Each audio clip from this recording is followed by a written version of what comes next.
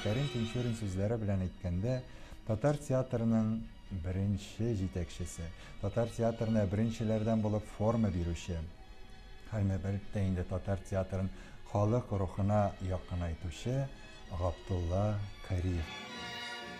Габдулла тора-бара киләчәктә инде шушы театрны Габдулла Тукай уйлап тапкан Сәйяр труппасын исемен Габдулла Тукай уйлап таба, җитәкче булып кына калмый. Ул бүгенге тел белән әйткәндә продюсер да була, әйдәп баручы артисты да була. Бөтен сәхнә хезмәтен, артистларның тормышын эченнән белгәнгә күрә, ул үзе дә артист исемле бер актлы комедия яза. Менә синең иптәшләрең, ана бәлән Сафи малае, мулла булды, ә син һаман шамакайланып кеше көлдереп йөрисең. Урысның да юннесе шамакай булып кәмит уйнап йөрмей. Бөтен туган тумача күрше-күлән дусы, сиңа рәнҗиләр. Менә әлеге сез күргән өзектә Сакмарский ролендә ул үзен күз алдында тотып яза. Һәм әлбәттә бу спектакльдә бөтен артистлар, бөтен килгән менә шушы авылдан агайлар, алар тормыштан булган хәлләргә нигезләнеп язылган пьеса. Ул беренче булып татар милли театрына конкурс игълан итә. Әлеге конкурсның шартларында мондый сүзләр бар.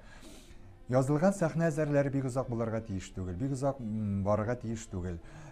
5 пәрдәдән артмаска тиеш.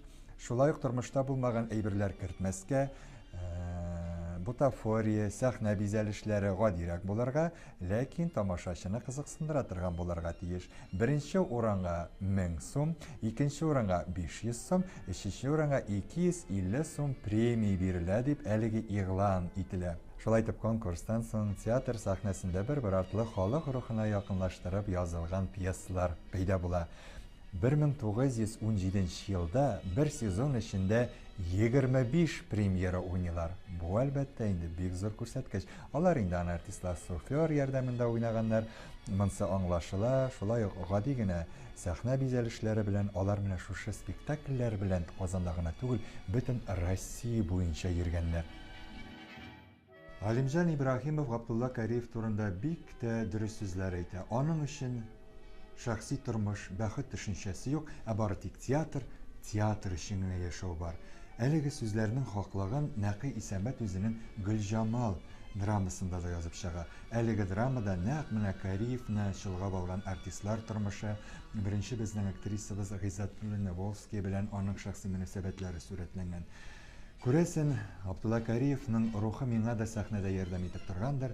Мин бу куелышта да, Фәрит Бикчәнтаев куелышындагы спектакльдә дә Габдулла Кариевның үзен уйнау бәхетенә ирештем. Менә шунда байлар түрендә Коръән укып, артистларны сүгеп яшисе урынга, шул байгуралардан кирип ачлы-туклы театр уйнап йөргәнгә күрә шулай булды ул туташ.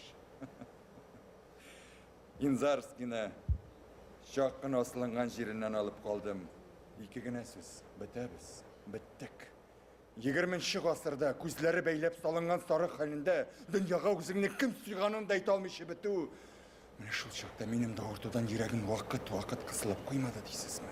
Аның әле тагы бер зур хыялы булып, менә шушы Габдулла Тукай урамында урнашкан, хәзерге вакытта Габдулла Тукай музее Шамил йортында үзенең театр бинасы итеп күрәсе килә.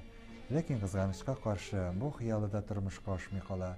Ләкин аның әйткән сүзе, без әле шундый театр төзербез, аның исеме алтын хәрефләр белән язылыр дигән сүзе тормышка аша.